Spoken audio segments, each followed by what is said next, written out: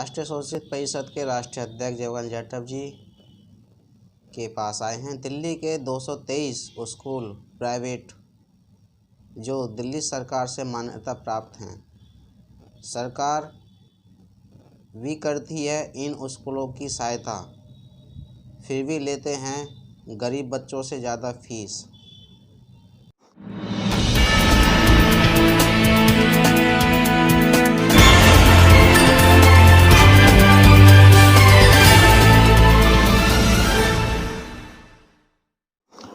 मैं आपके यहाँ पहुँचने पर और आपने जो मेरा ये कार्यक्रम फिक्स किया है, इसके लिए मैं आपका धन्यवादी हूँ।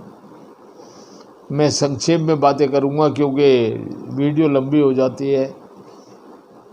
मैं आपसे ये कहना चाहता हूँ कि सरकार ने, अपने समाज से कहना चाहता हूँ कि सरकार ने कमर कस ली है कि इस देश के गरीबों को, स्पेशली दलितों को और अक़लियत के लोगों को पढ़ने नहीं देना है। उनके पढ़ने पे कुछ भी हो, कैसे भी हो, रोक लग जाए। और बाबा साहब ने हम लोगों को कहा है कि शिक्षित बनो। हम लोगों ने शिक्षा लेने की कसम उठाई है। हम शिक्षित बनेंगे क्योंकि हमारे को शिक्षित बनना पहली प्राथमिकता है, हमारे समाज की पहली प्राथमिकता है। ये आज गांव गली का बच्चा भी समझ चुका है कि बिना एजुकेशन के, बिना शिक्षित हुए कोई भी समाज आगे नहीं बढ़ सकता। और जो शिक्षा का स्तर है, सरकार ने ऐसा स्तर कर दिया है कि उस पर बच्चा कहीं ठहरता नहीं है। दूसरा, अभी नई शिक्षा नीति लाई गई है। नई शिक्षा नीति अमीरों के बच्चों को इंग्लिश मीडियम के स्कूल चलाने और उनको इंग्लिश मीडियम में पढ़ाने की सहूलियत देती है।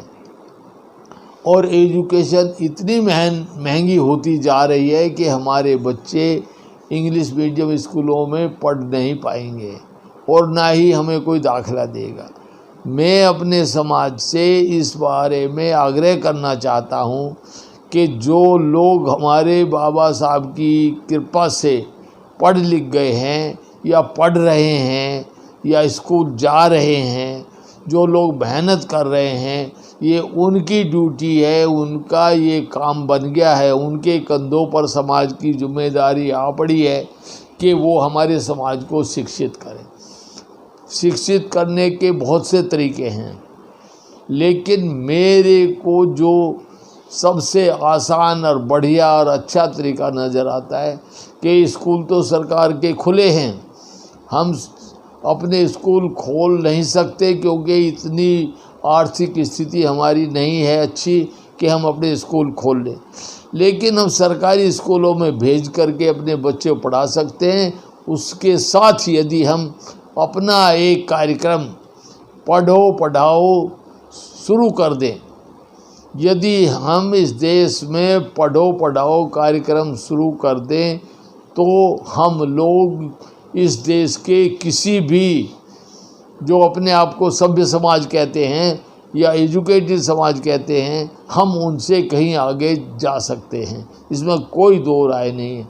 लेकिन हमारे लोगों को ये कसम उठानी पड़ेगी कि जो लोग बाबा साहब के नाम से फ़ायदा उठाए हैं, जो बाबा साहब के नाम से शिक्षित बने हैं, नौकरी पाए हैं या दूसरे बिजनेस पाए हैं या बढ़िया चटक मटक के कपड़े या सूट पहन करके समाज में, अच्छे भले जूते पहन करके समाज में घूमते हैं, उन लोगों की आंखों में यदि तनिक भी शर्म है और वो बाबा साहब के एहसान को मानते हैं, तो मेरा उन सभी लोगों से, ऐसे समाज के बुद्धिजीवी वर्ग से निवेदन है कि वो समाज के लिए कम से कम 2 घंटे प्रतिदिन हर आदमी समाज के विकास के ऊपर लगाए।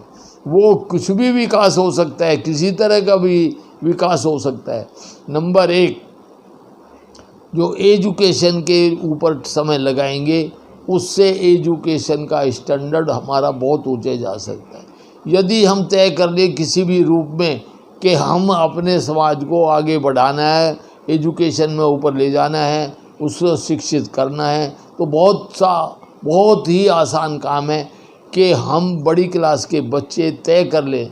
और जो हमारे रिटायर्ड ऑफिसर बैठे या बिल्कुल वैसे जो समाज में कोई काम नहीं है, चाहे वो सरकारी नौकरी में है, तो भी उसको 2 घंटे समाज के लिए देना पड़ेगा। ये उसकी जिम्मेवारी है।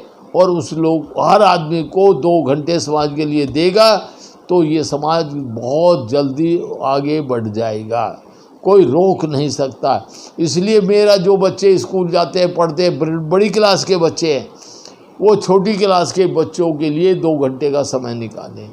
उस समय में वो बच्चे को 2 घंटे में पढ़ाएं। जैसे बड़ी क्लास का बच्चा, मान लिया कोई BA फाइनल में जा रहा है, तो वो बच्चा 8वीं 9वीं 10वीं 11वीं 12वीं के बच्चों को पढ़ा सकता है। जो बच्चा हमारा 10वीं 11वीं 12वीं में पढ़ता है, वो बच्चा पहली क्लास से 5वीं क्लास तक के बच्चों को आराम से पढ़ा सकता है। तो उसको बच्चे को यदि वो पढ़ाएगा, वो बच्चे को एक तरह से गोद ले ले, अपने समाज के दलित समाज का बच्चे को, किसी को भी 1 को 2 को 3 को 4 को 5 को, जो भी वो कर सकता है, जितने बच्चे मिलते हैं बिना किसी भेदभाव के, यदि वो उन बच्चों को गोद लेकर के सामने 2 घंटे पढ़ा देगा तो वे बच्चे बहुत प्रोग्रेस करेंगे, क्लास में आगे बढ़ेंगे, और आगे बढ़ेंगे तो मास्टर भी उनको प्यार करेंगे, मास्टर प्यार करेंगे तो बच्चे आगे बढ़ेंगे। और जो बच्चा पढ़ाने वाला है, उस बच्चे की भी आदत अच्छी बन जाएगी, पढ़ाने लिखाने से उसका दिमाग भी तेज हो जाएगा और वो बच्चा ज़्यादा होशियार होगा, और आगे आने वाले समय में वो IAS भी बन सकता है, IPS बन सकता है, बड़े से सिविल सर्विस में जा सकता है। जिसको पढ़ाने की आदत पड़ जाएगी तो उसको खुद पढ़ने की आदत भी बन जाएगी। और मुझे ऐसा लगता है कि यदि हमने ये कार्यक्रम पूरे देश में कर लिया तो हम अपने देश के दलित वर्ग के बच्चों को बहुत जल्दी ही 100% शिक्षित कर देंगे। और शिक्षित ही नहीं कर देंगे, अन्य समाज के मुकाबले अपने बच्चे को आगे ले जाएंगे दूसरे समाज की अपेक्षा। उसको कोई रोक नहीं सकता। इसलिए जैसे मोहल्ला क्लिनिक खोलते हैं, ऐसा मोहल्ले में हमारी एजुकेशन का सेंटर खुल जाए। मोहल्ला पढ़ो पढ़ाओ के नाम से उस तरह से इसको यदि हम लोग चलाएंगे तो हर मोहल्ले का बच्चा हमारा एक जगह बैठ के, इसके लिए ना तो स्कूल के लिए जगह चाहिए, ना आपको कोई और ऐसी जगह चाहिए।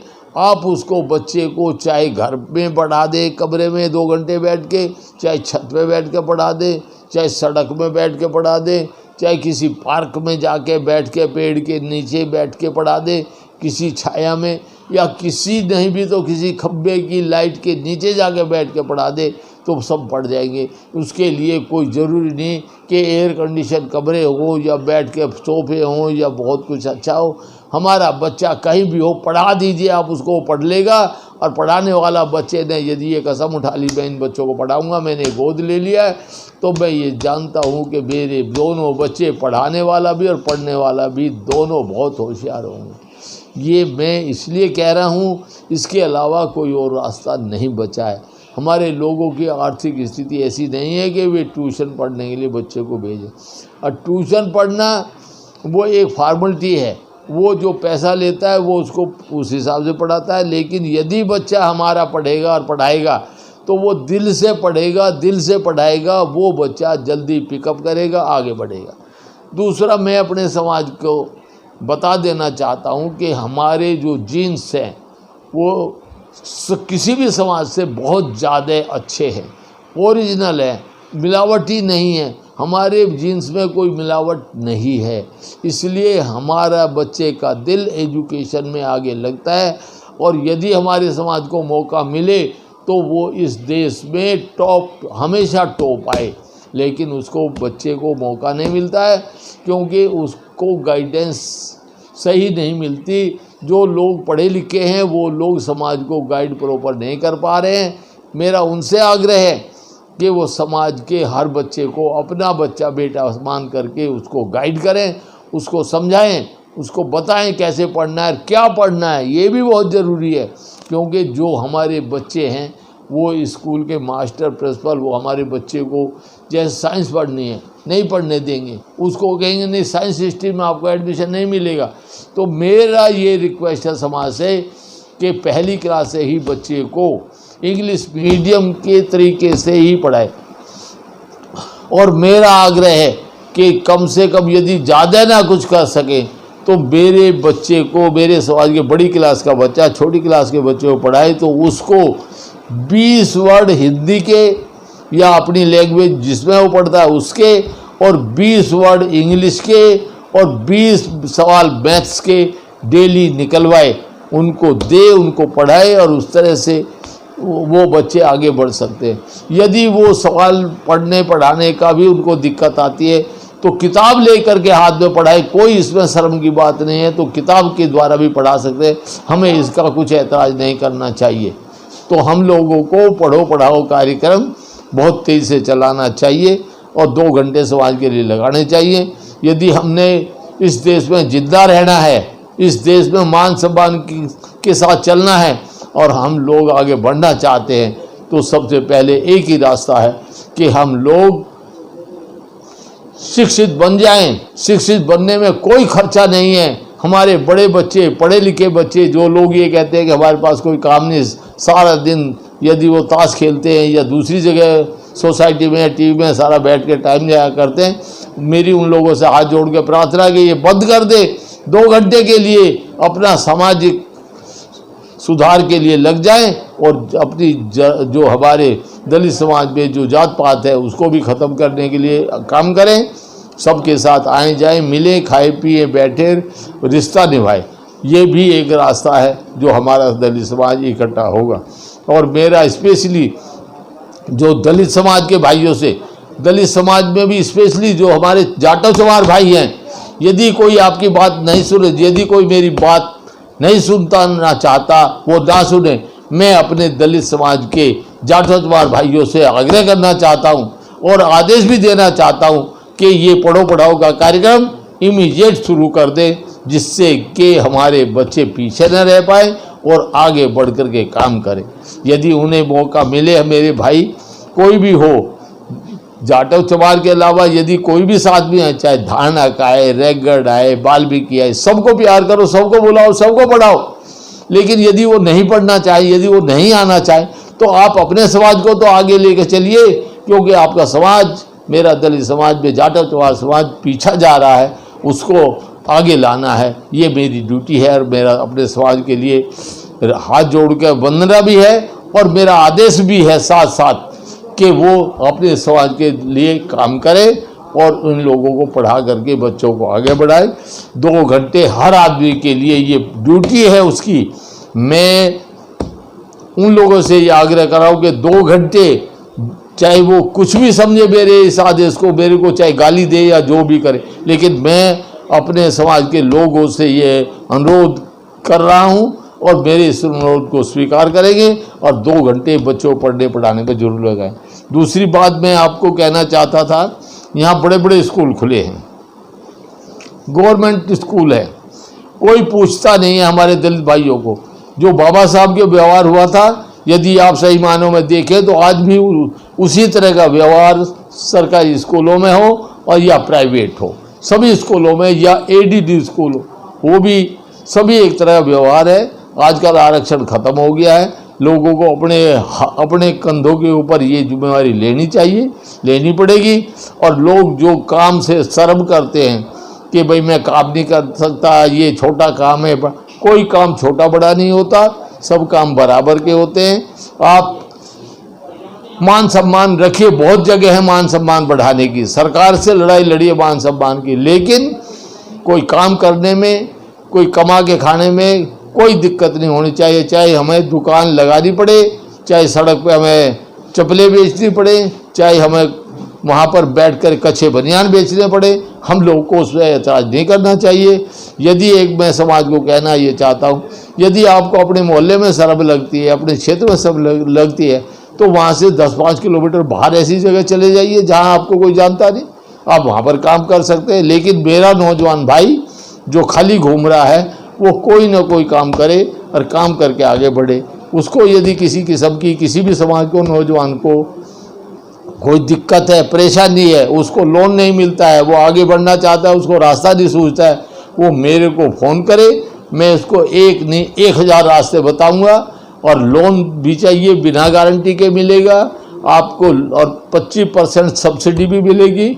आप स्टैंड अप योजना पढ़िए, उसमें जाइए, जब कोई दिक्कत आएगी तो मुझे बताइए। स्टैंड अप योजना इस देश के जितने भी हैं हमारे दलित समाज के लिए है, वो SC ST वर्ग के लोगों के लिए वो योजना है स्टैंड अप। उसमें 1 करोड़ तक का लोन बिना गारंटी के मिलेगा और सब्सिडी भी आपको मिलेगी। ये मैं आपको बताना चाहता हूँ। इसके अलावा मेरे पास 50 के 1000 तरह की योजनाएं हैं, सब मेरे पास ये फाइलें आपको पड़ी हैं, आप देख करके इनसे अंदाज़ा लगा सकते हैं कि यहाँ सब काम होता है, फ्री होता है, कोई 1 रुपया खर्चा नहीं है। जिस किसी भाई बहन को कोई दिक्कत हो, हमारी संस्था राष्ट्रीय शोषित परिषद है और मेरा नंबर 9810634677, ये मेरा नंबर है। आप मेरे से जब चाहे रात को 12 बजे भी फ़ोन करेंगे, आपका फ़ोन उठेगा, मैं आपकी हर मदद करूँगा, हर रास्ता बताऊँगा। जितने भी अनएम्प्लॉयड भाई हैं, चाहे वो कम पढ़े लिखे हैं, उनके लिए भी मेरे पास योजनाओं की कोई कमी नहीं है, बशर्ते कि उनकी नीयत कुछ करने की हो और कुछ काम करके आगे बढ़ने की हो। मैं उनको हर रास्ता बताऊंगा। ऐसा मैं अनुरोध अपने भाइयों से कर रहा हूं कि मेरी जान उनके लिए हर वक्त हाजिर है। वो लोग कभी भी मेरे पास आके मिल सकते हैं। मैं दिल्ली में बैठा हूं और दिल्ली में जितनी जो योजनाएं हैं वे सब दिल्ली में चलती हैं। इसलिए सब भाई बहन इसका जो भी फ़ायदा उठाना चाहे, जो भी आगे बढ़ना चाहे, कोई लड़के PhD करना चाहे, विदेशों में पढ़ना चाहे, तो भी हम फ्री पढ़वाते हैं। सरकार में स्कीम बनवाई हुई है वो सर, और भी बहुत सी योजनाएं हैं, भारत सरकार की भी योजनाएं हैं, राज्य सरकारों की भी योजनाएं हैं और उसके अलावा हमारी अपनी भी योजनाएं हैं। इसलिए मैं सभी लोगों से अनुरोध करूंगा कि एक दूसरे की मदद करें, एक दूसरे काम आएँ। जो भी बच्चों को पढ़ना पढ़ाना, अभी तो ये भी नहीं पढ़ता होता हमारे बच्चों को पढ़ना क्या है।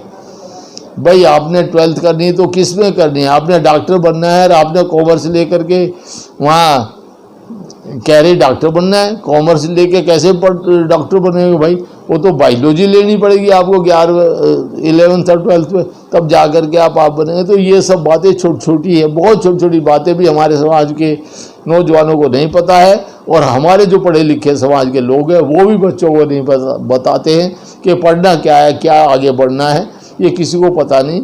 मेरे समाज के भाई बहन जो भी पढ़े लिखे हैं वो लाइब्रेरी में जाया करें, लाइब्रेरी अटेंड करें, वहाँ एक से एक अच्छी किताब है, अच्छी अच्छी नॉलेज होती है, कुछ समझ दिया करें। जो लोग रिटायर्ड होकर के और ताश खेलते हैं वो लोग कृपया बंद कर दें, लाइब्रेरी में जाएं, 2 घंटे 4 घंटे वहाँ बिताएं, 2 घंटे अपने समाज के बच्चों को पढ़ने में लगाएं, जिस तरह से भी उनकी मदद कर सकते।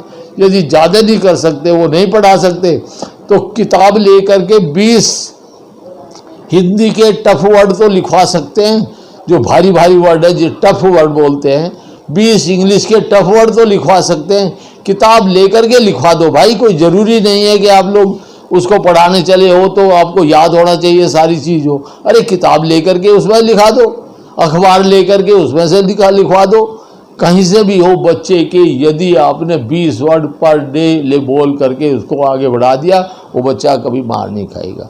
ऐसे 20 सवाल गणित के उसको जोड़ घटा से लेके आगे तक के जो सवाल है उसको दो, किताब से बोल के समझा के दो, उदाहरण छपे।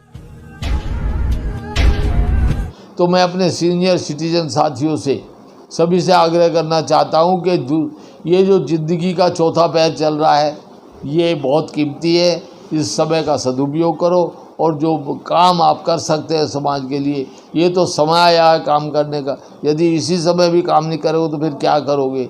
अरे मरना ही है तो है, इसलिए कुछ करके मरो, समाज के लिए मरो।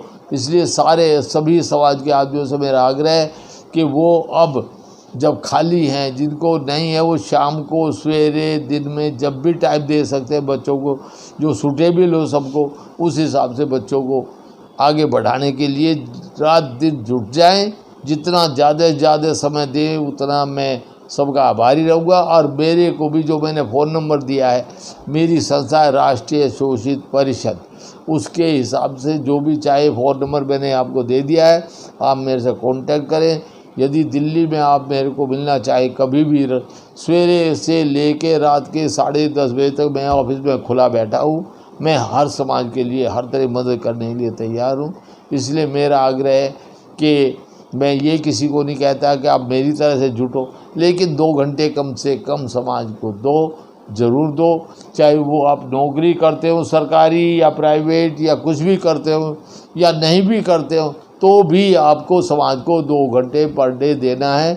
और यदि कहीं भी समय ना हो तो कम से कम एजुकेशन को ठीक करने के लिए बच्चों को प्यार से दुलार के, बुला के, बहका के, उसको अपने पास बैठा के उसको धीरे धीरे आदत में डालना है और उसको पढ़ाना है। धन्यवाद। नमो बुद्धाय। जय भीम।